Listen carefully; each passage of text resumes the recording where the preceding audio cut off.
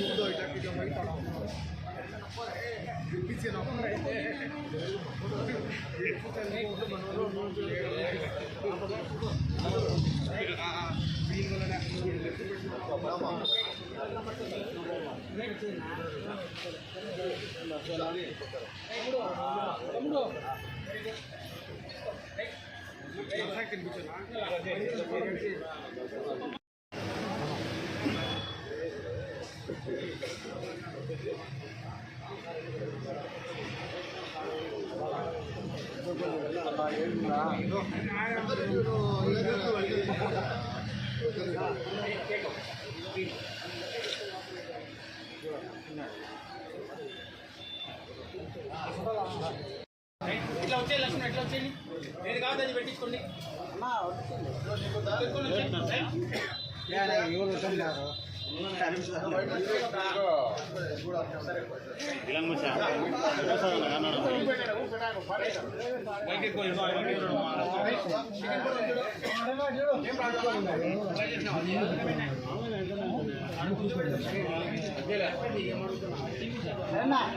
కూర్చో కూర్చో లక్ష్మణ్ అనే కూర్చో చాలే వాళ్ళ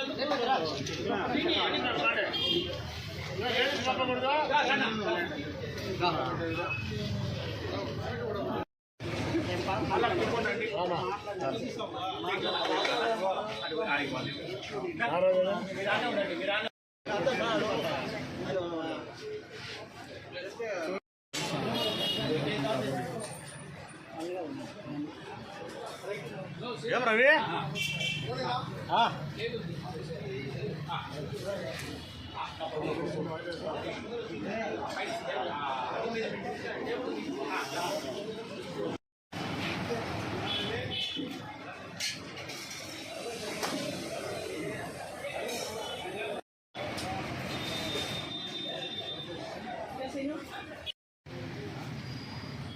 శ్రీమతి భువనేశ్వరమ్మ జన్మదిన వేడుకలు ప్రతి పట్టణంలో కూడా చేస్తూ ఉన్నారు.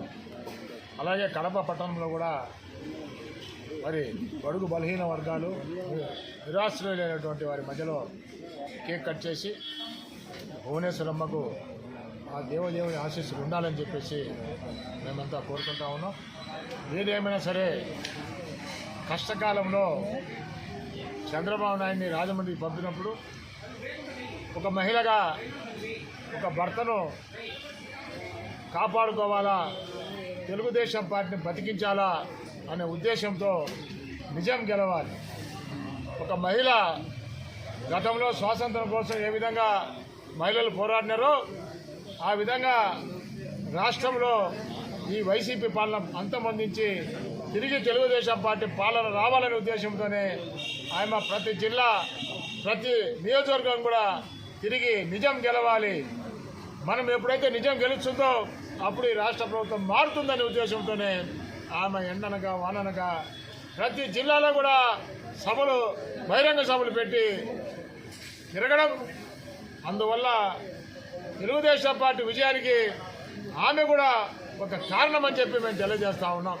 ఒక మహిళగా చాలా ధైర్యవంతంగా ఈ యొక్క వైసీపీ ప్రభుత్వంలో ఉన్నటువంటి అరాచక శక్తులను ఎదుర్కొని ముందుకు నడిచినటువంటి ఉక్కు మహిళగా మేము ఇవాళ ఆమెను ఆ దేవదేవుని ఆశీస్సులు ఉండాలని చెప్పి కోరుకుంటూ ఆమె జన్మదిన వేడుకలను మరి పట్టణ నిరాశ్రయుల వసతి గృహంలో ఇక్కడ జరుపుతూ ఉన్నాం. అలాగే కొల్లు రవీంద్ర చెయ్యని తప్పుకు ఆయన జైల్లో వేయడం అంటే వైసీపీ పాలనలో నాయకులను ఏ విధంగా వేధించినారో కొల్లు రవీంద్ర కూడా ఒక ఉదాహరణ. అయినా చెక్కు చెదరకుండా మచిలీపట్నంలోనే ధీటుగా ఎదుర్కొని పెద్ద మెజారిటీతో ఇవాళ తెలుగుదేశం పార్టీ గెలిచి తిరిగి ఆయన మంత్రి పదవి వరించడం మరి కార్యకర్తలందరికీ కూడా బడుగు బలహీన వర్గాలందరికీ కూడా ఇవాళ సంతోషంగా ఉంది. కాబట్టి ఆయన జన్మదినం కూడా ఈరోజు ఈ యొక్క బడుగు బలహీన వర్గాలు నిరాశులైనటువంటి వారి మధ్యలో కేక్ కట్ చేసి వారికి కూడా ఆ దేవదేవుడి యొక్క ఆశీస్సులు ఉండాలని. ఎందుకంటే వైసీపీ ప్రభుత్వంలో ప్రతి ఒక్క కార్యకర్త ప్రతి నాయకుడు నేను నువ్వు అనుకున్నా ప్రతి ఒక్కరిని కూడా పోలీసులు వేధించడం, ఆయన ఆ వేధింపులకు తట్టుకొని ప్రతి ఒక్క కార్యకర్త నిలబడి మరి స్ఫూర్తితో ప్రతి ఒక్కరూ పనిచేసి గెలవని ప్రాంతాల్లో కూడా తెలుగుదేశం పార్టీ గాలి ఏ విధంగా వీచిందో మనంతా చూసాం. ఒక సునామీ వస్తే ఏ విధంగా పరిస్థితులు మారుతాయో ఆంధ్ర రాష్ట్రంలో కూడా సునామీని సృష్టించి ప్రజలు తెలుగుదేశం పార్టీకి సువర్ణాక్షరాలతో ఒక విజయాన్ని లిఖించడం జరిగిందని చెప్పి తెలియజేస్తూ వైసీపీకి చరమగీతం పాడి జీవితంలో మరి ఏ కాలంలో కూడా వైసీపీ ప్రభుత్వానికి ఇక్కడ ఆంధ్రప్రదేశ్లో మనుగడ లేదని చెప్పేసి తెలియజేసినటువంటి ఓటర్ మహాశయులందరూ కూడా కృతజ్ఞతలు.